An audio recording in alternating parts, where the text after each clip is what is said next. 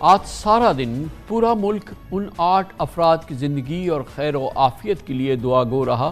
جو خیبر پختونخوا کے علاقے بٹگرام میں 600 فٹ کی بلندی پر ایک چیئر لفٹ میں پھنسے ہوئے ہیں۔ کیبل ٹوٹنے کی وجہ سے چیئر لفٹ ایک طرف لٹک کر رہ گئی اور اس میں اسکول کے 6 بچے اور دیگر 2 افراد پھنس گئے۔ یہ واقعہ صبح تقریباً 8 بجے پیش آیا، جس کے بعد ریسکیو کی کوششیں جاری ہے اور ریسکیو میں پاک فوج کے ہیلی کاپٹر، فوجی کمانڈوز بھرپور کوشش کر رہے ہیں۔ مقامی ریسکیو ورکرز ان کی معاونت کر رہے ہیں۔ جی جان سے بھرپور کوشش کی جا رہی ہے کہ ان تمام 8 لوگوں کو بچایا جا سکے، مگر تازہ ترین اطلاعات کے مطابق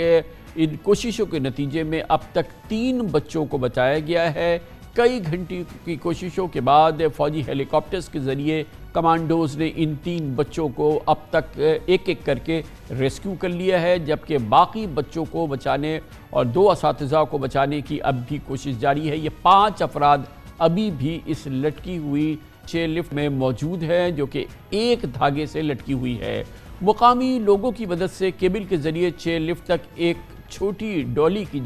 لے جانے کی کوشش کی جاتی ہے۔ چیئر لفٹ میں پھنسے 8 افراد کو بچانے کے لیے ایس ایس جی کی سلنگ ٹیم نے 6 گھنٹے سے زائد ریسکیو آپریشن جاری رکھا ہے۔ علاقے میں تیز ہوائیں ہیں اور جس کی وجہ سے آپریشن بہت مشکل ہے، ایک بہت بڑا امتحان ہے۔ اور پھر رات ہے، اب رات کی روشنی نہ ہونے کے باعث ہیلی کاپٹر کا آپریشن روکنا پڑ گیا ہے۔ اس وقت مقامی افراد کی مدد سے زمینی آپریشن جاری ہے۔ بتایا جا رہا ہے کہ حادثے کا شکار چیئر لفٹ 8 سال پہلے نصب کی گئی تھی اور یہ پہلا واقعہ ہے۔ تازہ ترین صورتحال جانتے ہیں اور اس کے لیے ہم براہ راست جائیں گے بٹگرام، جہاں پر ہمارے نمائندے نادر خان موجود ہیں۔ بہت بہت شکریہ نادر خان صاحب۔ بتائیے گا کہ اب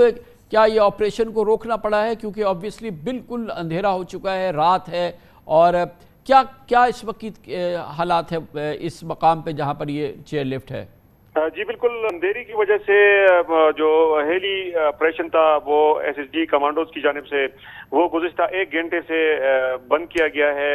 ریسکیو آپریشن جو ہے وہ ابھی بند ہے۔ اب تک 3 بچوں کو ریسکیو کرایا جا چکا ہے اور باقی جو بچے ہیں اسکول کے جو ٹیچرز ہیں وہ ابھی بھی پھنسے ہوئے ہیں اور ڈولی میں لٹکے ہوئے ہیں۔ یہ جو جگہ ہے جہاں پہ یہ حادثہ پیش آیا ہے، یہ تحصیل علائی کا بہت ہی پسماندہ ترین علاقہ ہے، جہاں پہ روڈ کی عدم دستیابی کے باعث لوگ مجبور ہیں اس طرح کے خطرناک سفر پہ۔ اور یہ جو چیئر لفٹ ہے یا جو علاقائی زبان میں اس کو ڈولی یا زانگو کہا جاتا ہے، یہ ان کے پاس کوئی سرکاری طور پر این او سی یا کوئی ان کو فارملی کوئی پرمیشن نہیں ہے، نہ سرکار کے پاس میرے خیال سے ان کا کوئی ڈیٹا ہوگا۔ اچھا یہ بتائیے نادر خان کہ یہ جو 3 بچے ایک ایک کر کے نکالے کمانڈوز نے، یہ کیا عمل ہوا، کس طرح سے ایک ایک بچے کو بہرحال ریسکیو کیا گیا جو اب تک 3 ہو پائے؟ یہ سلنگ آپریشن کے وجہ کے تحت جو ہے ان کو جو ہے ایک ایک کر کے جو ہے رسی پہ کمانڈو اہلکار اترا ہے اور انہوں نے اس کو کندھے پہ اٹھا کے ریسکیو کیا ہے، اور پھر یہ ان کے لیے ہیلی پیڈ بنایا گیا ہے تحصیل علائی کی ہیڈ کوارٹر۔ یہ بتائیں کہ دوبارہ مجھے بتائیں کہ کیا ہوا، یہ جو کمانڈوز خود ایک رسی کے ذریعے اترتے ہیں، پھر یہ ڈولی اس ڈولی کے اندر داخل ہوئے، ایک بچے کو اٹھایا کندھے پہ رکھا، پھر دوبارہ اسی رسی سے واپس ہیلی کاپٹر تک پہنچے، اس طرح سے ایک ایک کر کے اب تک 3 بچوں کو جو بچایا گیا ایسے ہوا ہے؟ بالکل اسی طرح رسی اتار کے ان کو خود اترا ہے، پھر اس کو کندھے پہ اٹھا کے پھر ہیلی میں ان کو ڈالا ہے اور پھر ان کو ریسکیو کر کے بنا تحصیل ہیڈ کوارٹر جو ہے وہاں پہ ان کو لینڈ کیا ہے۔ اور ان کو اسٹریٹجی یہ ہے کہ سارے بچوں کو بنا ریسٹ ہاؤس میں اکٹھا ان کو ریسکیو کر کے پھر یہ اپنے گھروں پہ واپس جائیں گے۔ سب کو وہاں پہ جمع ہونا ہے وہاں پہ۔ لیکن اب تو رک گیا ہے نا یہ ہیلی آپریشن، تو اب رک گیا ہے نا، اب یہ جو جس طرح سے 3 بچے ریسکیو کی گئے اس وقت وہ ممکن نہیں ہے یا روشنی وغیرہ کا انتظام کیا جا رہا ہے؟ اصل میں سر یہاں پہ ایک بات ضروری ہے جو یہ ہے کہ 3 بچے جو ہے اس میں ابھی بھی بے ہوش پڑے ہوئے ہیں۔ اس کے لیے ابھی جو مقامی ریسکیو والے ہیں انہوں نے اس کے لیے آکسیجن کی اور باقی میڈیسن کی جو ہے اس کو فراہمی کی ہے، وہاں پہ پہنچایا ہے۔ ابھی بھی وہ 3 بچے جو ہے وہ ہمیں اطلاعات ہے وہاں پہ ٹیچر جو موجود ہے وہ موبائل پہ رابطے میں ہیں۔ چلیں دعا ہے پوری قوم کی کہ یہ بچے اور یہ 2 ان کے اساتذہ ہیں یہ بھی خیر و عافیت سے ریسکیو کر لیے جائیں، ساری قوم اس میں کہتے ہیں اگر کسی قوم کے مزاج کا اندازہ لگانا ہو تو وہاں کی ٹریفک کو دیکھنا چاہیے۔ اگر یہ درست ہے تو ہم من حیث القوم قانون کی پاسداری کی صبر اور احتیاط سے شاید عاری قوم ہیں۔ یہی وجہ ہے کہ روزانہ ہمیں شہروں کے اندر ٹریفک کا ایک بے ہنگم نظارہ دیکھنے کو ملتا ہے، حادثات ہوتے ہیں اور قیمتی جانیں چلی جاتی ہیں۔ کراچی تو دنیا بھر میں ٹریفک حادثات میں اموات کے لحاظ سے چوتھے نمبر پر آ گیا ہے۔ دوسری جانب انٹرسٹی ٹریفک حادثات بھی روز کا معمول بنتے جا رہے ہیں۔ ہر چند روز میں اندرون شہر چلنے والی پبلک بسیں خوفناک حادثات کا شکار ہو جاتی ہیں۔ بیشتر حادثات تو ڈرائیورز کی لاپرواہی کی وجہ سے ہوتے ہیں، لیکن ہمارا ٹریفک مینجمنٹ کا نظام بھی ناقص ہے۔ وہیکل فٹنس کا تصور ہی نہیں، بعض ایسی بسیں بھی سڑکوں پر چل رہی ہوتی ہیں جو موت کی سواری لگتی ہیں۔ اس کے علاوہ ٹریفک کا کون سا قانون، کہاں کا قانون، کوئی پوچھنے والا نہیں۔ صرف اس سال 6 بڑے حادثات میں 100 کے قریب افراد اپنی جان سے جا چکے ہیں۔ پرسوں کراچی سے اسلام آباد جاتے ہوئے پنڈی بھٹیا کے قریب مسافر بس کو حادثہ پیش آیا، جس کے نتیجے میں آتش زدگی سے 18 افراد جھلس کر جاں بحق ہو گئے جبکہ 15 زخمی ہوئے۔ بتایا جا رہا ہے کہ ڈرائیور نے غفلت کا مظاہرہ کیا اور بس اس پک اپ وین سے ٹکرا گئی جو ڈیزل کے ڈرم لے کے جا رہی تھی۔ حادثے میں آگ اتنی شدید تھی کہ لاشوں کی شناخت کرنا مشکل ہو گئی۔ اسی طرح سے پچھلے ہفتے نواب شاہ میں مسافر بس الٹ گئی تھی، جس کی وجہ سے 2 افراد جاں بحق اور 15 شدید زخمی ہوئے تھے۔ اس سال جنوری میں ڈرائیورز کی غفلت سے بلوچستان کے ضلع لزبیلا میں مسافر بس پل سے جا ٹکرائی تھی اور اس میں آگ لگ گئی تھی اور اس کے باعث 41 افراد جاں بحق ہو گئے تھے۔ پاکستان سڑک حادثات میں اموات کے حوالے سے ایشیائی خطے میں بھی پہلے نمبر پر ہے۔ آپ کو مزید تفصیلات بتاتے ہیں زہیب احمد کی اس رپورٹ میں۔ آئے دن یہ خونریز حادثات اور پاکستان میں ٹریفک کے نظام کی تباہی، ان تمام امور پر بات کرنے کے لیے ہمارے ساتھ موجود ہیں پاکستان پولیس سروس کے ایک بہت ہی سینئر آفیسر ہیں، معزز آفیسر ہیں، جناب سلطان علی خواجہ ہمارے ساتھ ہیں۔ آپ انسپیکٹر جنرل پولیس ہیں موٹر وے کے۔ سلطان علی خواجہ صاحب، بہت بہت شکریہ آپ نے ہمیں جوائن کیا ہے۔ یہ فرمائیے گا کہ پہلے تو ہم شہروں کی بات کرتے ہیں اور پاکستان کے سب سے بڑے شہر کی بات کرتے ہیں کہ مجموعی طور پہ جو ٹریفک معاملات ہیں وہ بالکل قابو سے باہر نظر آتے ہیں، اور اگر ہم ایون اس شہر کراچی میں دیکھ لیں اور یہاں کے بہتر سے بہتر حالات میں اگر ٹریفک کا نظام جس طرح سے چل رہا ہوتا ہے اگر اس کو دیکھیں تو لگتا یہ ہے کہ جو لا انفورسمنٹ ہے یا ٹریفک انفورسمنٹ ہے وہ سرنڈر کر چکی ہے۔ یا اس کے قابو میں صورتحال نہیں ہے، یا اس کی کیپیسٹی میں نہیں ہے، یا فار واٹ ایور ریزن، مگر ٹریفک کا نظام تو ایز اف کہ ایگزسٹ ہی نہیں کرتا۔ مور اور لیس یہ سچویشن نظر آتی ہے بڑے سے بڑے شہر، خاص طور پہ کراچی کی میں بات کر رہا ہوں۔ جی کامران بھائی، تھینک یو ویری مچ، آپ نے مجھے موقع دیا، اور یہ جو آج سبجیکٹ آپ نے ٹیک اپ کیا یہ انتہائی حساس اور سٹیزنز کی اہمیت کا حامل ہے۔ بڑے شہروں کی حد تک جو آپ نے بات کی، بالکل آپ نے اس کو صحیح آبزرو کیا ہے کہ ٹوٹلی یہ ایک ایسا نظام ہے کہ جس میں سوائے کنفیوژن کے اور بے بسی کے کچھ چیز نظر نہیں آتی۔ اس کی مین ریزن یہ ہے کہ ہم جس طریقے سے اس سسٹم کو چلانے کی کوشش کر رہے ہیں وہ ہمارا پورا سسٹم جو ہے نا وہ ہیومن بیسڈ ہے۔ ہم نے کہیں پہ بھی automation, safe city, traffic management system جو انٹرنیشنل اسٹینڈرڈس ہیں ان میں سے کسی ایک پیرامیٹر کو اپلائی کرنے کی کوشش نہیں کی ہے۔ اب آپ یہ دیکھ لیں کہ اگر پورا ٹریفک مینجمنٹ سسٹم کراچی کا صرف ٹریفک سگنل یا ہیومن بیسڈ انٹرونشن پہ چلے گا تو یقیناً یہ کنفیوژن، یہ پریشانی لوگوں کو رہے گی۔ میرا اپنا خیال یہ ہے کہ یہ اٹس ہائی ٹائم کہ ہم وہاں پہ ایک سیف سٹی پروجیکٹ لے کے آئیں جس کے ساتھ جو ٹریفک مینجمنٹ سسٹم ہے وہ ایک انٹیگرل پارٹ ہوگا، لیکن اس چیز کو بھی امپلیمنٹ کرنے کے لیے ہمیں ایکسائز ڈپارٹمنٹ کی ضرورت ہوگی، کیونکہ ہماری ساری گاڑیاں جو ہیں وہ اوپن لیٹر پہ چل رہی ہیں۔ تو at the end of day ہماری کوئی سنگولر یونیفارم نہ گاڑی کی نمبر پلیٹ یا پراپر جو ہے وہ sharing of transfer of vehicle کا کوئی نظام ایگزسٹ نہیں کرتا۔ یہ دو بنیادی حیثیت رکھتے ہیں کسی بھی آٹومیشن پروسیس کے۔ تو میرے خیال میں اس وقت انتہائی ضرورت ہے کہ شہریوں کی زندگیوں کو آسان کیا جائے، ان کی زندگیوں میں ایک ڈسپلن لایا جائے، اور یہ بے انجام جو بے حکم ٹریفک سڑکوں پہ موجود ہے اس کو آٹومیشن کے ذریعے اور کسی سسٹم کے ذریعے کنٹرول کیا جائے۔ خواجہ صاحب یہ فرمائیے گا، اب وہ ایریا مثال کے طور پہ موٹر وے تو ریلیٹیولی، موٹر ویز جو ہیں ہماری وہ تو ریلیٹیولی بہتر ہے، وہاں پہ ٹریفک مینجمنٹ ہے، جو بھی ایکسپیرینس ہے، لیکن اوور آل جو ہمارے ہائی ویز کے ٹریفک ہیں جس میں کہ آئے دن ایک خطرناک ترین حادثات ہوتے ہیں، ایوری فیو ڈیز آپ دیکھتے ہیں بہت بڑا حادثے ہو جاتے ہیں، اور اس طرح سے دنیا میں کہیں نظر نہیں آتا. تو یہ جو حادثات ہیں جو کہ بیسکلی ہائی ویز کے حادثات ہیں جس میں پبلک بسز انوالو ہوتی ہیں اور یہ ٹرانسپورٹ بسز انوالو ہوتی ہیں، ان کی جو کی وجوہات ہیں وہ کیا ہیں؟ دیکھیں کامران بھائی، اصل میں یہ ہے کہ موٹر وے ہمارے یہاں ایک شہریوں کو کمیوٹ کرنے کا ایک بہترین نظام پرووائیڈ کرتا ہے، اور ساتھ میں اس نظام کی کامیابی کے لیے ضروری ہے کہ ایڈمنسٹریٹو، لیگل اور ڈیفرنٹ فریم ورکس ہیں وہ ایٹ اے ٹائم سائملٹینیسلی کام کریں. فار ایگزامپل وہاں پہ جو ہماری فٹنس ریجم ہے اس کا اپنی ایکسلنس کے ساتھ کام کرنا انتہائی ضروری ہے،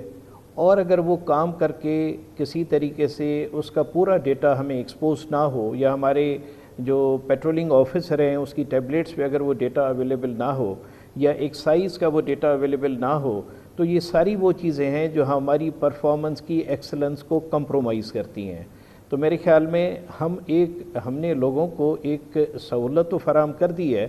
لیکن اس سہولت پہ ہم نے جو قرضے لے کے اربوں روپے خرچ کر دیے ہیں، اب اس کی کامیابی کے لیے جو چند مائنر ہمیں انیشیٹوز لینے چاہیے، وہ افسوس کی بات یہ ہے کہ ابھی تک ہم وہ لینے میں ناکام رہے ہیں.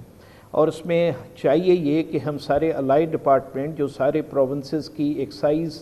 ڈپارٹمنٹ ہے، جو فٹنس ریجم ہے، ان کو ایک ساتھ مل کے کام کرنا چاہیے اور اس ایکسلنس کو کنٹریبیوٹ کرنا چاہیے. تو خواجہ صاحب، اس میں بیسک جو چیز نظر آئی ہے، جو ڈائگنوسس ہے اس پورے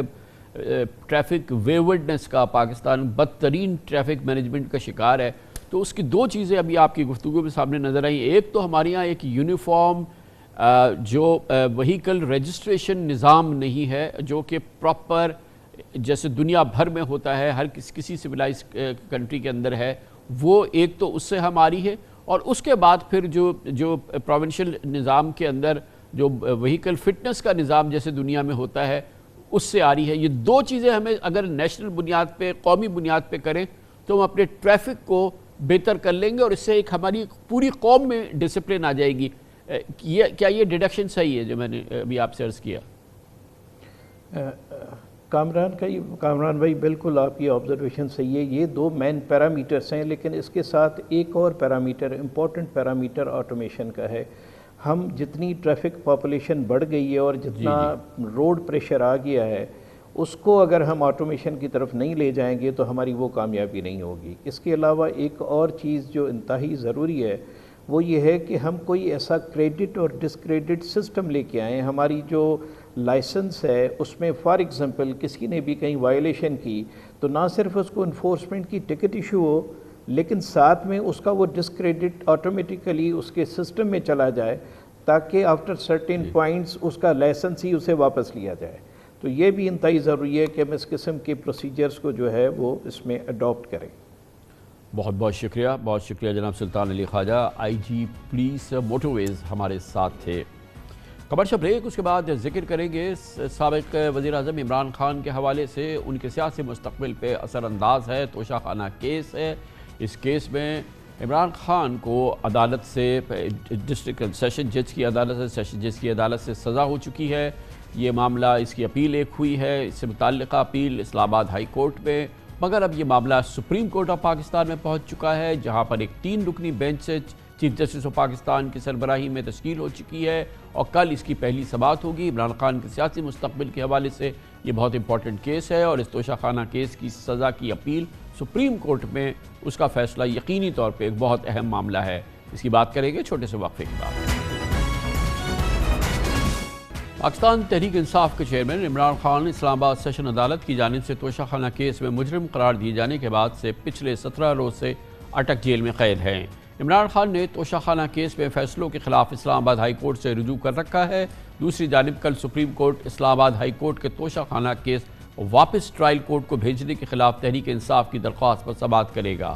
کیس کی سماعت چیف جسٹس آف پاکستان عمر اتب دیال کی سربراہی میں 3 رکنی بینچ کرے گی، جس میں جسٹس مظاہر اکبر نقوی اور جسٹس جمال مندوخیل شامل ہیں. توشہ خانہ فوجداری کیس میں ڈسٹرکٹ اینڈ سیشن جج نے 5 اگست کو عمران خان کو 3 سال قید اور جرمانے کی سزا سنائی تھی۔ اس کے بعد عمران خان کو لاہور میں ان کی رہائش گاہ سے گرفتار کر کے اڈیالہ جیل بھیج دیا گیا تھا۔ عمران خان نے 8 اگست کو اسلام آباد ہائی کورٹ سے رجوع کیا تھا اور اگلے ہی روز 9 اگست کو کیس کی پہلی سماعت ہوئی تھی، جس میں سزا معطل کر کے چیئرمین پی ٹی آئی کی رہائی کی صدا کی گئی تھی۔ آج تقریباً 2 ہفتے بعد چیف جسٹس اسلام آباد ہائی کورٹ جسٹس عامر فاروق، جسٹس طارق محمود جہانگیری پر مشتمل بینچ نے کیس کی دوسری سماعت کی۔ الیکشن کمیشن کے وکیل نے آج پھر سماعت 2 ہفتے کے لیے مؤخر کرنے کی استدعا کی، تاہم عدالت نے کیس کی سماعت جمعرات تک ملتوی کر دی۔ لگتا ہے عمران خان کی تمام امیدیں اب سپریم کورٹ سے وابستہ ہیں۔ اس سے قبل جب 9 مئی کو القادر ٹرسٹ کیس میں نیب نے اسلام آباد ہائی کورٹ سے عمران خان کو گرفتار کیا تھا،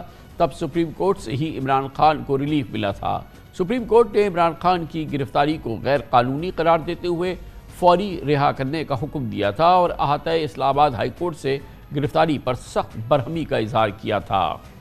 اس موضوع میں بات کرتے ہیں، اسلام آباد جائیں گے۔ ہمارے ساتھ موجود ہیں ہمارے نمائندے خصوصی عامر سعید عباسی موجود ہیں۔ عامر سعید عباسی نے اس کیس کی بہت کلوزلی، بہت ہی عمدہ رپورٹنگ کی ہے، کور کیا ہے۔ بہت بہت شکریہ عامر سعید عباسی صاحب۔ یہ بتائیے گا کہ پہلے ہمارے ناظرین کو سمجھائیے کہ سزا تو عمران خان کو سیشن کورٹ سے ہوئی ہے، لیکن یہ معاملہ سپریم کورٹ پہ کیسے پہنچ گیا؟ کیونکہ بیچ میں تو اسلام آباد ہائی کورٹ آتی ہے، وہاں پر بھی ایک اپیل زیر سماعت ہے، اس کو تھوڑا سا ایکسپلین کیجئے۔ کامران صاحب، چیئرمین تحریک انصاف عمران خان کے خلاف جب سے یہ مقدمہ اسلام آباد کی سیشن کورٹ میں زیر سماعت تھا، اس کے بعد سے ہی سب سے پہلے عدالت کے دائرہ اختیار کو اسلام آباد ہائی کورٹ میں چیلنج کیا گیا، اس کے علاوہ جج کے بائسنس کو، اور اس کے ساتھ ساتھ جو گواہوں کو بیان ریکارڈ نہیں کیے گئے ٹرائل کورٹ کی طرف سے، ان تمام فورمز کو پہلے اسلام آباد ہائی کورٹ میں چیلنج کیا گیا، لیکن اسلام آباد ہائی کورٹ نے تمام معاملات کو ریمانڈ بیک کر دیا تھا session court trial court Humayun Dilawar کے پاس، لیکن ساتھ میں یہ بھی کہہ دیا تھا کہ آپ فوری فیصلہ کریں۔ اس کے اوپر چیئرمین تحریک انصاف نے اسلام آباد ہائی کورٹ کے اس آرڈر کو چیلنج کیا سپریم کورٹ آف پاکستان میں، لیکن کیونکہ ٹرائل کورٹ فیصلہ کر چکی ہے، لیکن کیونکہ یہ آرڈر کو سپریم کورٹ میں جب چیلنج کیا گیا اسلام آباد ہائی کورٹ کے آرڈرز کو، تو ان آرڈرز کے خلاف جو کیس تھا، اپیلیں تھیں، وہ اب سپریم کورٹ آف پاکستان نے 18 روز کے بعد سماعت کے لیے مقرر کر دیے ہیں، اور اب کل ان کے اوپر سماعت ہونے جا رہی ہے۔ سپریم کورٹ آف پاکستان اس اہم مقدمے کی سماعت کرے گی، اور اس سے پہلے بھی یہ سیریز آف لیٹیگیشن جو ہے وہ پہلے بھی سپریم کورٹ میں ایک دفعہ آ چکی ہے، جس میں جسٹس یحییٰ آفریدی پر مشتمل بینچ یہ قرار دے چکا ہے کہ جب تک یہ معاملہ جو دائرہ اختیار کا ہے یہ پہلے طے ہونا چاہیے، لیکن کیونکہ معاملہ اسلام آباد ہائی کورٹ میں زیر سماعت تھا، تو سپریم کورٹ نے پہلے بھی معاملہ اسلام آباد ہائی کورٹ پر چھوڑ دیا، اور اسلام آباد ہائی کورٹ نے معاملہ ٹرائل کورٹ پر چھوڑ دیا۔ سو یوں تمام تر جو معاملہ تھا وہ جج ہمایوں دلاور کے پاس چھوڑ دیا گیا۔ قانونی سچویشن ہے، پہلی چیز تو یہ ہے کہ آبویسلی اس کیس کا فیصلہ آ چکا ہے، لیکن سپریم کورٹ میں کیونکہ یہ سنا جا رہا ہے اور اس پر اس کی مینٹینیبلٹی پر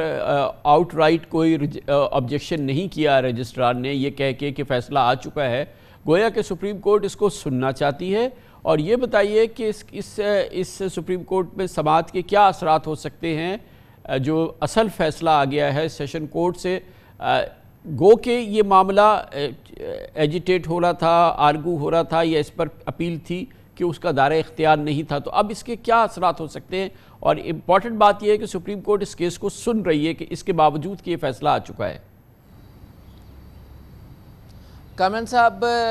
فوجداری مقدمات میں عدالتیں اور خاص کر superior courts, Supreme Court of Pakistan ان تمام چیزوں کو بہت مائنیوٹلی دیکھتی ہے کہ کہیں پر بھی رولز کو، طریقہ کار کو وائلیٹ نہ کیا جائے، اور آپ کو بھی معلوم ہے کہ یہاں پر بہت ہینیس کرائم، ایون قتل جیسے مقدمات میں بھی سپریم کورٹ آف پاکستان لوگوں کو بری کر دیتی ہے صرف ٹیکنیکل گراؤنڈز کے اوپر کہ کہیں پر اگر ٹرائل کورٹ نے کوئی غلطی کی ہے تو۔ یہاں پر بھی ایسا ہے کہ چیئرمین تحریک انصاف جب اس سے پہلے اسلام آباد ہائی کورٹ سے اریسٹ ہوئے تھے، تو آپ کو یاد ہوگا کہ اس وقت بھی معاملہ جب سپریم کورٹ میں آیا تھا تو سپریم کورٹ نے اس بنیاد کے اوپر ان کی رہائی کا حکم دے دیا تھا کہ جو گرفتاری تھی وہ غیر قانونی تھی، وہ ریمانڈ پر تھے، جسمانی ریمانڈ پہ عام طور پہ ایسی رہائی نہیں ہوتی۔ اس وقت بھی سپریم کورٹ آف پاکستان نے اس بنیاد کے اوپر کہ کیونکہ جو گرفتاری ہے وہ… بہت شکریہ عامر سعید عباسی ہمارے ساتھ تھے۔ کمرشل بریک، اس دوران نیوز ہیڈ لائنز دیکھیں، جس کے بعد ہم اپنے پروگرام کے باقی حصے کے ساتھ واپس آتے ہیں۔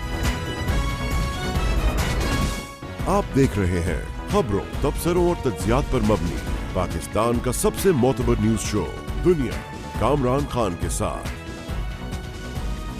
صدر مملکت ڈاکٹر عارف علوی پاکستان کی سیاسی تاریخ میں جارحانہ عہد صدارت کی ایک علامت بن رہے ہیں۔ آرمی ایکٹ اور آفیشل سیکرٹ ایکٹ کی ترامیم کو صدر عارف علوی نے نہ باضابطہ مسترد کیا، نہ توثیق کی اور نہ ہی کوئی اختلافی وجوہات تحریر کی، لیکن کمال سیاسی مہارت سے دو کلیدی قوانین پر سوالیہ نشان لگا کر اسے معلق کر دیا۔ اب یقیناً یہ پورا قضیہ صدر پاکستان نہیں بلکہ سپریم کورٹ یا نئی پارلیمنٹ ہی اٹھائے گی۔ گویا ایک علامتی آئینی حیثیت کے باوجود صدر عارف علوی ایک کونا مقصد سیاستدان کے طور پر تمام سٹیک ہولڈرز کو ٹف ٹائم دے رہے ہیں۔ اگرچہ پی ٹی آئی کے اقتدار میں صدر مملکت نے حکومت کی بھرپور ہمنوائی کی تھی، دھڑا دھڑ 77 صدارتی آرڈیننسز جاری کیے تھے، 3.5 سال میں 158 بلز پر دستخط کیے، جسٹس قاضی فائز عیسیٰ کے خلاف سپریم کورٹ میں بلا جھجک صدارتی ریفرنس دائر کیا، لیکن شہباز حکومت کی فیصلہ سازی میں انہوں نے مبینہ رخنہ اندازی اور ایک متوازی اپوزیشن کا کردار ادا کیا۔ حالیہ 16 مہینوں کے دوران صدر عارف علوی نے غیر جانبدار آئینی عہدے کے باوجود دامے وربے قدمے سکنے پی ٹی آئی کے مفادات کا تحفظ کیا اور شہباز حکومت کے سامنے حد المقدور مزاحمت کی۔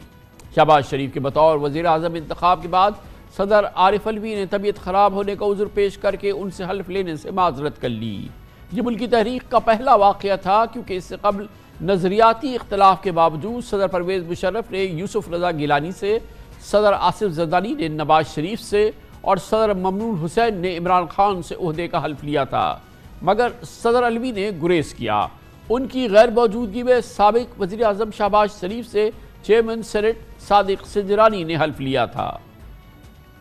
شہباز دور حکومت میں وزیر اعظم ہاؤس کی تقریباً ہر ایڈوائس، وفاقی کابینہ کی تقریباً ہر سمری اور پارلیمنٹ سے منظور شدہ آدھے سے زیادہ بل صدر علوی کی توثیق سے محروم رہے۔ ان کی قوانین نے بالآخر مقررہ آئینی مدت گزرنے کے بعد قانونی حیثیت اختیار کی یا انہیں پارلیمنٹ کے مشترکہ اجلاس سے منظور کروانا پڑا۔ مسلم لیگ نون اور پیپلز پارٹی کے قائدین اور سابق وزراء کا کہنا تھا کہ صدر عارف علوی آئینی عملداری میں معاونت کے بجائے رکاوٹ بنے۔ سیاسی قائدین کی جانب سے صدر ڈاکٹر عارف علوی کے سابقہ پیشے کو بھی تنقید کا نشانہ بنایا جاتا رہا۔ دراصل صدر عارف علوی کی سیاسی مہارت اور صدارتی اختیارات کے جوہر اس وقت سامنے آئے جب سابق وزیر اعظم عمران خان نے قومی اسمبلی تحلیل کرنے کی ایڈوائس بھیجی اور صدر علوی نے اس پر نہ صرف فوری عمل درآمد کیا بلکہ نگران حکومت کی تشکیل کے لیے خط بھی لکھ دیا۔ اسی روز صدر مملکت نے وزیر اعظم کی ایڈوائس پر سابق گورنر پنجاب محمد سرور کی برطرفی اور عمر سرفراز چیمہ کی بطور گورنر پنجاب تعیناتی کی منظوری دی اور رات گئے ایک آرڈر جاری کیا کہ نگراں وزیر اعظم کی تقرری تک عمران خان ہی وزیر اعظم رہیں گے۔ تاہم سپریم کورٹ کی 5 رکنی بینچ نے متفقہ فیصلے میں اسپیکر کی رولنگ اور اس کے نتیجے میں قومی اسمبلی تحلیل کرنے سے متعلق صدر عارف علوی کے احکامات کو غیر آئینی قرار دے دیا۔ صدر عارف علوی کے اقدامات کے خلاف حکومتی حلقوں نے آرٹیکل 6 کے تحت کارروائی کا اندیہ دیا، مگر صدارتی استثناء اور صدر کے مواخذے کے لیے 2/3 اکثریت نہ ہونے کی بنا پر مخلوط حکومت بے بس رہی۔ وزارت عظمیٰ سنبھالنے کے پہلے ہی ہفتے سابق وزیر اعظم شہباز شریف نے ایوان صدر جا کے صدر علوی سے ملاقات کی، لیکن مؤثر اشتراک عمل کو فروغ نہ مل سکا۔ صدر عارف علوی نے وفاقی کابینہ کے اراکین سے بھی حلف لینے سے انکار کر دیا۔ اچانک تقریب حلف برداری ملتوی ہوئی اور چیئرمین سینیٹ صادق سنجرانی کو ہی یہ ذمہ داری نبھانی پڑی۔ لیکن مزے کی بات یہ ہے کہ اس طرز عمل کے باوجود صدر عارف علوی انٹرویوز میں یہ کہتے نظر آئے کہ لوگ انا پرست ہو گئے ہیں، ایک ساتھ بیٹھنے کو تیار نہیں۔ ملک میں صدر مملکت اور وزیر اعظم کے آئینی عہدوں میں اس وقت شدید ٹکراؤ پیدا ہو گیا جب سابق وزیر اعلیٰ پنجاب حمزہ شہباز کے انتخاب کے بعد سابق گورنر عمر سرفراز چیمہ نے ان سے حلف لینے سے انکار کر دیا اور سابق وزیر اعظم شہباز شریف نے جب عمر سرفراز چیمہ کو عہدے سے ہٹانے کی ایڈوائس بھیجی تو صدر علوی نے اس کو مسترد کر دیا۔ نتیجتاً معاملہ لاہور ہائی کورٹ گیا اور عدالت نے اسپیکر قومی اسمبلی راجہ پرویز اشرف کو نو منتخب وزیر اعلیٰ پنجاب سے حلف لینے کی ہدایت کی۔ شہباز حکومت نے صدر مملکت کی جانب سے اس عمل کو آئین شکنی سے تشبیہ دی۔ صدر عارف علوی کے عہد صدارت میں دور رس اثرات کا حامل ان کا جسٹس قاضی فائز عیسیٰ کے خلاف صدارتی ریفرنس بھی تھا، جس کو چیف جسٹس عمر عطا بندیال کی سربراہی میں 10 رکنی بینچ نے کالعدم قرار دیا اور اپنے تحریری فیصلے میں قرار دیا کہ صدر مملکت اپنی آئینی ذمہ داری پوری کرنے میں ناکام رہے۔ چیف جسٹس نے فیصلے میں لکھا کہ صدارتی ریفرنس دائر کرنے کا تمام عمل آئین و قانون کے منافی تھا۔ عدالت نے فیصلے میں کہا کہ محض سنی سنائی باتوں پر صدر عارف علوی نے ریفرنس دائر کیا، مگر حیران کن بات یہ ہے کہ صدارتی ریفرنس کالعدم ہونے اور سپریم کورٹ کا تفصیلی فیصلہ آنے کے بعد بھی صدر عارف علوی اپنی اس رائے پہ قائم رہے کہ جسٹس قاضی فائز عیسیٰ کے خلاف ان کا صدارتی ریفرنس درست تھا۔ اپنے عہدے صدارت میں صدر علوی کئی معاملات پر اٹل سوچ کے حامی نظر آئے۔ پی ٹی آئی کے سابق گورنر پنجاب عمر سرفراز چیمہ کو عہدے سے ہٹانے کی سمری مدت گزرنے کے بعد مؤثر ہوئی، جبکہ مسلم لیگ نون کے گورنر پنجاب ولیغ الرحمان کی تقرری کی سمری کو بھی دوسری بار آنے کے بعد ایوان صدر میں شرف قبولیت ملا۔ پی ٹی آئی کی جانب سے پنجاب اور کے پی کے اسمبلیز کی تحلیل کے بعد صدر عارف علوی نے نئے الیکشن کے لیے نہ صرف وہ متحرک نظر آئے بلکہ انہوں نے از خود الیکشن کی تاریخ متعین کی اور 20 فروری کو الیکشن کرانے کا آرڈر بھی جاری کر دیا، جس کو سپریم کورٹ نے از خود نوٹس کیس میں کالعدم بھی قرار دیا۔ مسلم لیگ نون کے سابق وزراء نے اس عمل کو صدر علوی کی آئینی معاملات میں غیر قانونی مداخلت قرار دیا۔ صدر علوی نے پی ٹی آئی کے منحرفین کو نشان عبرت بنانے کے لیے آرٹیکل 63A کی تشریح کے لیے بھی صدارتی ریفرنس دائر کیا، جس پر سپریم کورٹ نے پارلیمنٹ کو اس معاملے پر قانون سازی کی ہدایت کی۔ اس سے قبل صدر علوی نے پی ٹی آئی حکومت کے خاتمے کی مبینہ سازش کی تحقیقات کے لیے چیف جسٹس آف پاکستان جناب جسٹس عمر بندیال کو خط لکھا اور چیف جسٹس کو اپنی سربراہی میں جوڈیشل کمیشن بنانے کی تجویز دی۔ اتفاق کی بات ہے کہ قومی اسمبلی جب تحلیل ہوئی، اس میں ناکامی پر پی ٹی آئی نے اسمبلی سے اجتماعی استعفے دے دیے تھے، جو یقیناً ایک غلط سیاسی فیصلہ تھا۔ بعد میں صدر عارف علوی کو بھی کہنا پڑا کہ اگر عمران خان ان سے پوچھتے تو وہ اسمبلی میں بیٹھے رہنے کا مشورہ دیتے۔ احاطہ ہے تقریباً صدر عارف علوی نے اپنے عہدے کی مدت مکمل کر لی ہے، محض 2 ہفتے رہ گئے ہیں۔ 8 ستمبر کو ان کی عہدے کی 5 سالہ مدت مکمل ہو جائے گی، لیکن ان کی قسمت نئے صدر کے انتخاب یا الیکٹرل کالج مکمل نہ ہونے کی وجہ سے الیکشن کی طرح فی الحال صدر عارف علوی کی مدت بھی کوئی مقررہ تاریخ نہیں کہ وہ کب ان کی مدت آئینی طور پہ تو ختم ہو رہی ہے، لیکن بہرحال وہ کنٹینیو کریں گے ایز پریزیڈنٹ۔ آئین میں یہ درج صدر عارف علوی اس بات سے آگاہ ہیں کہ ان کے دستخط کے بغیر بھی فیصلہ سازی کو مقررہ مدت کے بعد قانونی جواز مل جائے گا، مگر حالیہ 16 ماہ میں انہوں نے صدارتی ایکٹیویزم میں اس میں کافی بھرپور ہم نے کیفیت دیکھی، جبکہ آرمی ایکٹ اور آفیشل سیکرٹ ایکٹ کی ترامیم کی منظوری میں تو شاید انہوں نے قومی اسمبلی کی تحلیل کی ٹائمنگ کا بھی خاص خیال رکھا۔ صدر عارف علوی کا عہد صدارت اور اس کو مورخ کیسے دیکھے گا پاکستان کی سیاسی تاریخ میں، اس کا اپنا ایک چیپٹر ہے، ظاہر ہے کہ ایک بہت امپورٹنٹ باب اس پر بات کرتے ہیں اور اس کا ایک انڈیپینڈنٹ تجزیہ دیں گے۔ ہمارے ساتھ پاکستان کے نامور سینئر صحافی، نامور ایڈیٹر، کئی کتابوں کے مصنف ہیں، نیوز اینالسٹ جناب زاہد حسین ہمارے ساتھ موجود ہیں۔ بہت بہت شکریہ زاہد حسین صاحب، ہم نے احاطہ کیا، تقریباً صدر صاحب اپنی آئینی مدت 5 سال کی پوری کر چکے ہیں۔ ان کا جو امیج ہے، جو کہ ان کا عہد رہا ہے، ظاہر ہے کہ 2 حصوں میں تقسیم ہے۔ ایک وہ زمانہ جب کہ وہ پی ٹی آئی حکومت تھی، اس زمانے میں جو ان کا کنڈکٹ تھا، اور پھر جو پوسٹ پی ٹی آئی حکومت یعنی کہ جب پی ٹی آئی اپوزیشن میں چلی گئی، اس دوران جو تھا مجموعی طور پہ آپ صدر عارف علوی کے 5 سال کا ایک تجزیہ پیش کیجئے۔ دیکھیں کامران، ایک جو اس وقت پاکستان میں جو رواج ہے وہ ہے ایک پارلیمنٹری سسٹم آف گورنمنٹ کا، جس میں پریزیڈنٹ کی جو ہے وہ پاور جو ہے بہت ہی لیمیٹڈ ہوتی ہے، بلکہ ایک لحاظ سے کہا جائے کہ وہ صرف اس کا کام یہ ہوتا ہے کہ جو گورنمنٹ یا پارلیمنٹ جو بھی قوانین بناتی ہے اس میں اپنا ایک لحاظ سے مہر صفت کرتے ہیں، اور یہی جو ہے اس سے بہت مختلف نہیں رہا ہے عارف علوی صاحب کا دور، جو کہ ہم نے پچھلے صدر میں دیکھا تھا۔ ان کی کوئی اپنی ایک انڈیپینڈنٹ حیثیت نہیں ہوتی ہے، اور یہ ہم نے دیکھا ہے کہ ٹھیک ہے بعض ایسے بھی صدر ہوتے ہیں کہ جنہوں نے جب صدارت کی اس پہ آتے ہیں تو وہ اپنا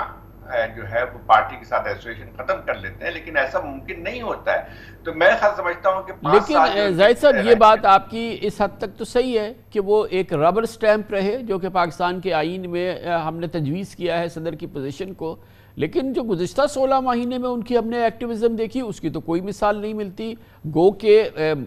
جو رولنگ پارٹی ہے اس کی مختلف پارٹی کے صدر ہم نے دیکھے، ممنون حسین تھے، رفیق تارڑ تھے، اور اس کے علاوہ صدر مشرف بھی ایک رہے ایک زمانے تک۔ تو یہ جو صدر عارف علوی نے جو مزاحمت دکھائی 16 ماہ میں پی ڈی ایم اور پیپلز پارٹی کی حکومت، یہ تو ایک یونیک پہلو ہے نا ان کی صدارت کا اور پاکستان کی صدارتی تاریخ کا، خاص طور پہ جب سے آئین میں صدر کی پوزیشن ایک ربر اسٹیمپ کی رہ گئی ہے۔ نہیں دیکھیں، وہ صحیح بات ہے کہ عارف علوی صاحب ایک پارٹی کے ممبر تھے، وہ ایک بہت ہی ایکٹیو رکن رہے ہیں، اور ان کے ایک لحاظ سے دیکھا جائے تو فاؤنڈر ممبر تحریک انصاف کے رہے ہیں، تو اس لحاظ سے جو ان کا رول تھا اس سے قدرے مختلف تھا، جو کہ اور صدر بنے رہے ہیں جن کا اتنا زیادہ سیاسی اس میں اثر نہیں تھا، یا ان کا اتنا زیادہ ایکٹیو رویہ کبھی بھی نہیں تھا، چاہے مامون حسین ہو چاہے رفیق تارڑ ہو، ان کو تو صدارت کی اس پہ بیٹھا دیا گیا تھا۔ لیکن دیکھیں اس کا پس منظر بھی تھوڑا سا ہمیں دیکھنا چاہیے۔ عارف علوی ایک سیاسی کارکن تھے، ایک سیاسی رہنما تھے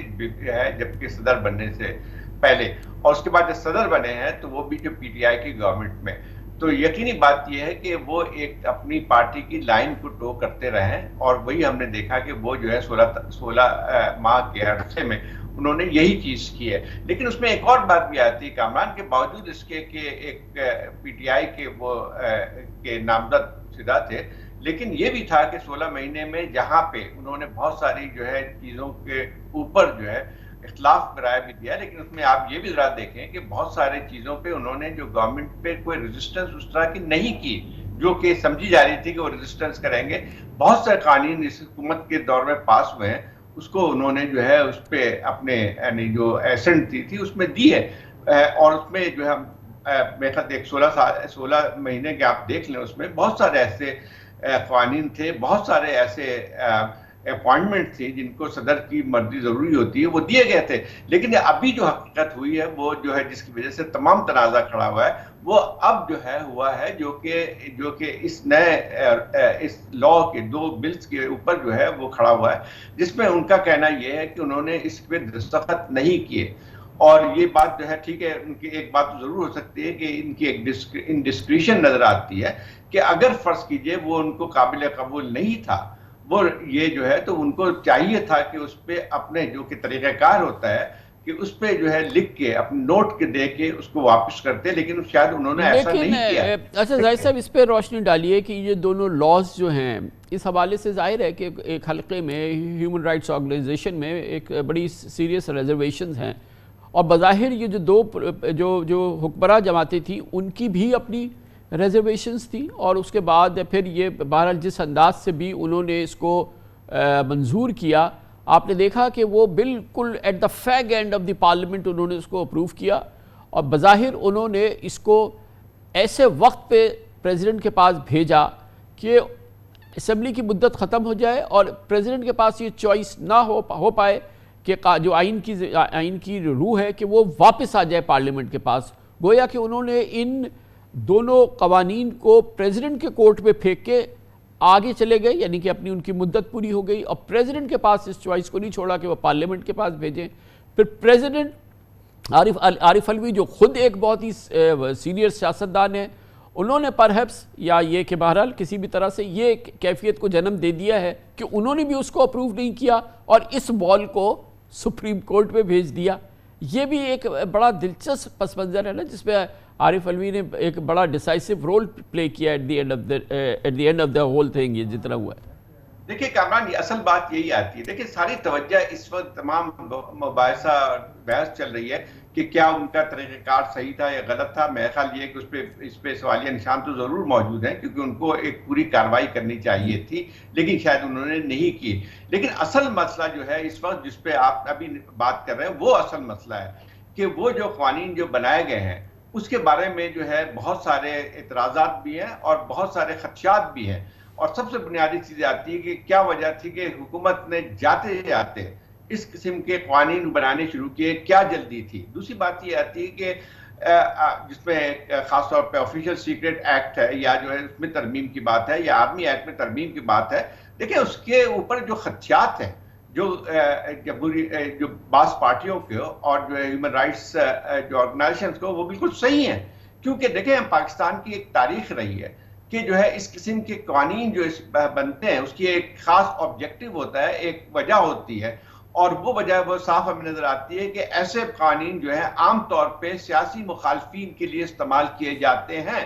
اور یہی بات یہ آتی ہے کہ جب حکومت نے اس بات کو ثابت کیا ہے کہ اس کے جو ایک خدشات تھے لوگوں کے وہ صحیح تھے، اس وجہ سے کہ جس جلد بازی میں حکومت نے ان دونوں قوانین کو منظور کیا، نہ صرف ان دو قوانین کی بات ہے بلکہ 50-60 کے قریب جو ہے انہوں نے لگے ایک کے بعد دیگرے ایک ہفتے کے اندر ایک بلڈوز کیا ہے، تو اس کا مقصد صاف تھا کہ ایک سیاسی مقصد تھا. اس کا مقصد یہ نہیں تھا کہ جو ہے کوئی کسی چیز کی بہتری لائی جائے. اب آپ دیکھیں کہ جو ہے یہ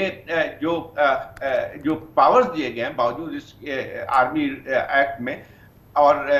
آفیشیل سیکرٹ ایکٹ میں، ایک سوپنگ پاور جو ہے law enforcement agency, intelligence agencies کو دیے گئے.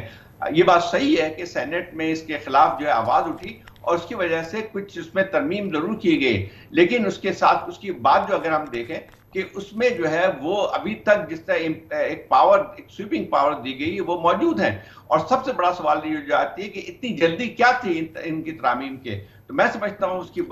جیسے آپ نے نشاندہی کی ہے کہ اس کو لاسٹ مومنٹ پہ پاس کیا گیا اور 10 دن پہلے جو ہے اس کو پریزیڈنٹ پاس بھیج جاتا ہے. وہ بھی اب ایک لحاظ سے نیک نیتی پہ نہیں یہ بات تھی. اس کا مقصد یہی تھا کہ وہ کسی طور پہ بھی اگر پریزیڈنٹ اس پہ ڈسنٹ بھی کرتے ہیں تو وہ ایک اس کا ٹائم فریم جو ہے وہ ختم ہو جائے. اب جو ہے جو بحث مباحثہ چل رہا ہے اس کی وجہ بنیادی طور پہ یہی بن کے آتی ہے. لیکن اصل بات یہ آتی ہے کہ ہمارے ملک کی بدقسمتی ہے کہ جب حکومت میں جو پارٹیز آتی ہیں جب وہ اپوزیشن میں ہوتی ہیں تو جمہوریت پسندی کے نعرے لگاتی ہیں، ووٹ کو عزت دو کے نعرے لگاتی ہیں، سویلین سپریمیسی کی بات کرتی ہیں. لیکن جب اقتدار میں آتی ہیں تو وہ پھر وہی راستہ اختیار کرتی ہیں جو کہ ہم نے دیکھا ہے تاریخی طور پہ. وہ جو ہے اسی لحاظ سے اسی گیم کا ایک حصہ بن جاتی ہیں. دیکھیں سب سے بنیادی چیز آتی ہے کہ پی ایم ایل این کے رول کو دیکھیں جس کی قیادت جس کے پاس قیادت تھی کوalition گورنمنٹ کی، شہباز شریف صاحب کی. آپ مجھے بتائیے کہ جس طرح سے پی ٹی آئی کے متعلق کہا جاتا ہے کہ وہ ایک ہائبرڈ رول تھی. بہت بہت شکریہ. سینئر صحافی، نیوز اینالسٹ، کئی کتابوں کے مصنف زاہد حسین صاحب ہمارے ساتھ تھے. کمرشل بریک، اس کے بعد ذکر کریں گے نگران حکومت معیشت کے حوالے سے اقدامات کر رہی ہے، روڈ میپ بنا رہی ہے اور کچھ ابتدائی اقدامات بھی ہوئے ہیں اور ایک بہت ہی قابل ذکر پیش رفت ہوئی ہے جو نگران حکومت نے لی ہے شعبہ بجلی توانائی میں، اور ڈسکوز کو صوبائی حکومتوں کے حوالے کرنے کا فیصلہ کیا گیا ہے. صوبائی حکومتیں اب ڈسکوز چلائیں، جس انداز سے چلائیں، جتنے ایفیشنٹلی چلائیں، اس لحاظ سے اپنا ٹیرف مقرر کریں. گویا کہ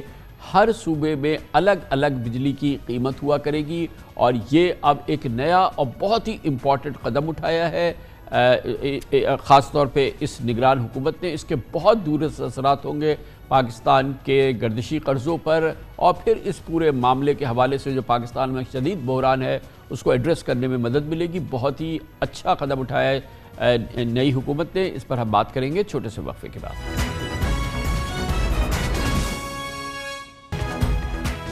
پاکستانی معیشت کا ناسور یا اندھا کنواں پاکستان کا بجلی کا بحران سمجھا جاتا ہے. نگران حکومت ہے اور اس نے اس حوالے سے ابتدائی دنوں میں ہی ایک بڑی پیش قدمی کی ہے، اس کا آغاز کیا ہے. IMF پروگرام کے اہداف کے مطابق نگراں وزیر اعظم انوار الحق کاکڑ نے ڈسکوز یعنی بجلی کی تقسیم کار کمپنیز کو صوبوں کے حوالے کرنے کا ایک تاریخی فیصلہ کیا ہے اور اس سلسلے میں سمری نگراں وفاقی کابینہ کو بھیج دی گئی ہے، جس کے بعد بجلی کی فروخت، تقسیم اور یکساں ٹیرف کا موجودہ نظام ختم ہو جائے گا، جبکہ بجلی کی قیمت کا تعین کرنے اور بجلی پر سبسڈی دینے یا نہ دینے کی ذمہ داری صوبوں کو منتقل ہو جائے گی. یعنی اب صوبے خود ہی بجلی سیکٹر میں اصلاحات لائیں گے اور خود ہی بجلی کے نرخ طے کریں گے. دراصل IMF نے پروگرام بحالی سے قبل بجلی کے شعبے کے 2600 ارب روپے اور گیس سیکٹر کے 1500 ارب روپے کے سرکولر ڈیٹ پر شدید تشویش کا اظہار کیا تھا اور بجلی کی تقسیم کار کمپنیز میں فوری اصلاحات یا ان کی نجکاری کا مطالبہ کیا تھا.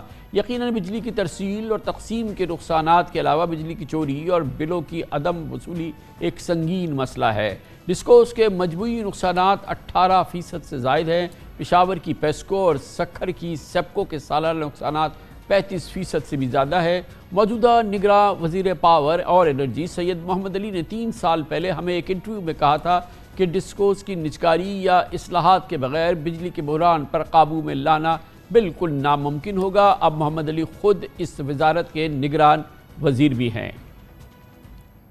پاور ڈویژن کے دستاویز کے مطابق نگراں حکومت کی مجوزہ پالیسی فریم ورک کے تحت لاہور، گجرانوالہ، فیصل آباد، ملتان کی یہ سپلائیز کمپنیز کی ملکیت پنجاب کو دے دی جائے گی۔ حیدرآباد اور Sukkur electric supply companies Sindh کی ملکیت ہوں گی، اور جبکہ پشاور اور tribal area electric supply company KP کے سپرد ہوگی۔ کوئٹہ الیکٹرک کمپنی بلوچستان کی ملکیت میں دی جائے گی، جبکہ اسلام آباد الیکٹرک سپلائی کمپنی پنجاب اور وفاق کی مشترکہ ملکیت میں ہوگی۔ اس کانسیپٹ پہ اور اس بہت امپورٹنٹ میجر پہ ہم بات کرتے ہیں۔ ہمارے ساتھ انرجی امور، بجلی امور کے ممتاز سینئر صحافی خالد مصطفیٰ اسلام آباد سے موجود ہیں۔ بہت بہت شکریہ خالد مصطفیٰ صاحب۔ یہ بتائیے گا کہ بہرحال یہ ایک ایسی چیز ہے، بہت عرصے سے حل طلب مسئلہ تھا۔ یہ تو ہم نہیں کہہ سکتے کہ یہ مسئلہ حل ہو جائے گا، کیونکہ بہرحال یہ پرائیویٹائز تو نہیں کیا جا رہا، ایک حکومت سے ایک دوسری حکومت کو منتقل کیا جا رہا ہے، بٹ سٹل یہ ایک بہت ہی ڈیسائسو موو ہے۔ اور کیا اس سلسلے میں حتمی فیصلہ ہو گیا ہے اور اس کے کیا اثرات ہوں گے؟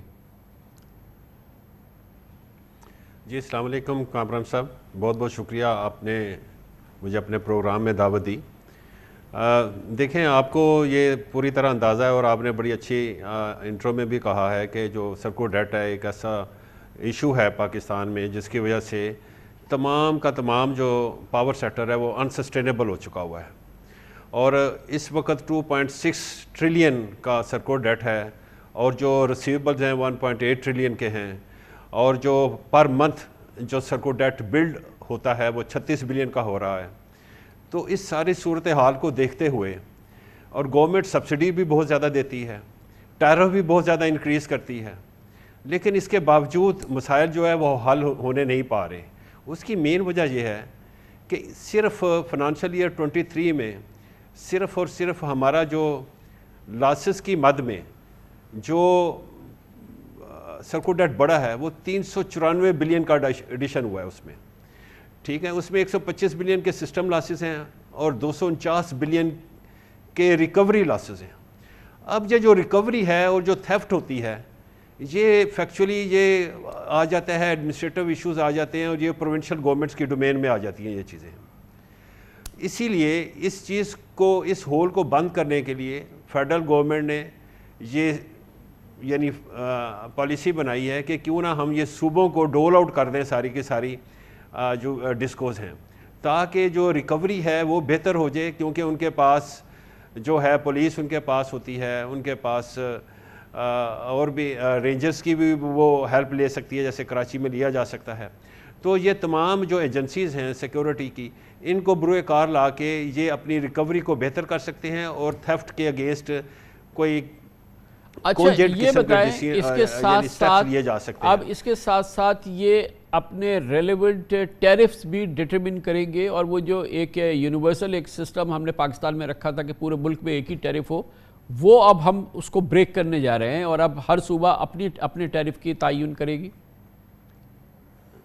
دیکھیں کامران صاحب، یہ بہت بعد کی باتیں ہیں، ابھی تو یہ ایک پالیسی آئی ہے کہ اس میں یہ بھی دیکھنا ہے کہ کون سے صوبے ہیں جو یہ راضی ہیں اس بات پہ کہ جی ہمیں ہینڈ اوور کر دی جائے ڈسکوز۔ لیکن مزے کی بات یہ ہے جو خالد مصطفیٰ صاحب، اس وقت تو وہ سیاسی نہیں ہے نا، اسی لیے تو یہ ایک نظام اس وقت وہ ہے جس میں کہ سیاست نہیں ہے، وہ سیاسی کھینچا تانی نہیں ہے۔ آج یہ فیصلہ اگر یہ کیوں نہیں سوچا تھا یہ شہباز شریف حکومت نے؟ اس لیے کہ سیاست میں تو یہ ہو نہیں سکتا ہے، لیکن اب تو یہ نگران حکومتیں ہیں، یہ تو اس پہ مان جائیں گی، یہ تو I think it's not going to be an issue. جی کامران صاحب، فیکچولی میں آپ کو اس کی تھوڑی سی بیک گراؤنڈ بتا دیتا ہوں۔ یہ آخری دنوں میں شہباز شریف کی گورنمنٹ کے آخری دنوں میں الیکٹریسٹی پلانٹ ڈسکس ہو رہا تھا، تو اسی میں یہ چیز جو ہے وہ ایڈ کی گئی ہے۔ فیکچولی یہ پالیسی جو ہے وہی بنا کے گئے ہیں، شہباز شریف کی گورنمنٹ ہی اس پالیسی کو بنا کے گئی ہے، اور نگران گورنمنٹ جو ہمارے پرائم منسٹر ہیں ان کو وہ پالیسی جو ہے اس کے بارے میں اتھارٹیز نے سینسٹائز کیا ہے 15 اگست کو، اور انہوں نے کہا ہے کہ یہ جو ہے it's a issue of paramount importance, ان کو کیبنٹ میں لے کے آئیں تاکہ اس کو منظور کیا جا سکے۔ میرا کہنے کا مطلب یہ ہے کہ جو سندھ گورنمنٹ ہے یہ واحد گورنمنٹ ہے جس نے انٹرسٹ شو کیا جی کہ سیپکو اور ہیسکو کو ہمارے حوالے کریں، لیکن ان کی کچھ کنڈیشنز تھیں، ایسے ہی KP کی بھی گورنمنٹ کی کچھ کنڈیشنز ہیں، اور وہ کہتے ہیں کہ ہمیں لائبلٹیز جو ہیں وہ زیرو کر کے دی جائیں، ایسٹس ہمیں ٹرانسفر کیا جائے، اور فنانشل اٹانومی بھی دی جائے، اور اس کے ساتھ ساتھ ہمیں یہ بھی الاؤ کیا جائے کہ جو 49% جو شیئر ہولڈنگ ہوگی وہ ہم ڈول آؤٹ کر دیں گے پرائیویٹ سیکٹر کو، اور مینجمنٹ ہم پرائیویٹ سیکٹر کو دیں گے اور وہی اس کو مینیج کرے گی. لیکن ہم جو ہیں as a government, provincial government کے طور پہ ہم ان کو ہیلپ آؤٹ کریں گے ریکوری کو بہتر بنانے کے لیے اور تھیفٹ کو کم کرنے کے لیے. تو یہ انہوں نے یعنی سندھ گورنمنٹ نے ان کو یہ کنڈیشنز دی ہیں، اور ساتھ ساتھ انہوں نے یہ بھی کہا ہے کہ جی جو پرائیویٹ مینجمنٹ ہوگی وہ اپنا بورڈ آف ڈائریکٹرز خود لے کے آئے گی، اور وہ بزنس پلان بھی اپنا لائے گی جو اپ گریڈ کرے گی خالد مصطفیٰ صاحب، یہ تو ایون بیٹر والی بات ہے، یہ تو بہت ہی اچھی بات ہے، کیونکہ دراصل تمام ماہرین یہ سمجھتے ہیں کہ ان کو پرائیویٹائز ہونا ہے، پرائیویٹ سیکٹر میں جانا ہے. ٹھیک ہے، وایا پروونشل گورنمنٹ جائے اور پھر پرائیویٹائز ہو جائے، پرائیویٹ بورڈ آ جائے، جو کہ ایکچول حل ہے اس مسئلے کو. That's going to be even better. Yes یہ بڑا ویل ڈائریکٹڈ جو ہے نا، یہ بیسیکلی سٹیپ ہے. اچھا، اور ایسے ہی کے پی کی گورنمنٹ ہے، انہوں نے بھی یہی کنڈیشنز عائد کی. انہوں نے کہا جی کہ ہمارا جو اس وقت کا جو گورننس سٹرکچر ہے جو پیسکو کا ہے وہ انڈر سٹریس ہے، اور ہمارے ہاں جو ہے بہت زیادہ جو ہے ملیٹنسی بھی ہے، کچھ وہ نو گو ایریاز بھی ہیں، اور وہاں پہ بہت زیادہ مسائل ہیں. تو ہمیں کافی سرٹن پیریڈ تک ہم کو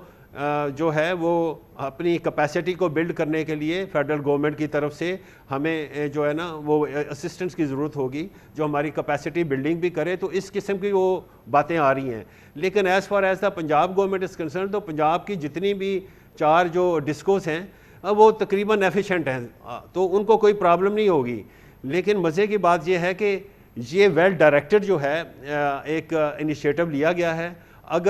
لیکن یہ جو ہے اس میں بہت سارے ابھی مگر خالد مصطفیٰ صاحب یہ ظاہر ہے کہ الٹیمیٹلی جب یہ پرائیویٹ سیکٹر میں جانا ہے تو ان کی بکس تو صاف کر کے دینی پڑے گی نا، یہ لائبلٹیز تو کہیں ایڈجسٹ کرنی پڑیں گی، جو کہ الٹیمیٹلی ایک سرکولر ڈیٹ ہے. کوئی ان لائبلٹیز تو کے ساتھ تو اس کے قریب سے بھی نہیں گزرے گا.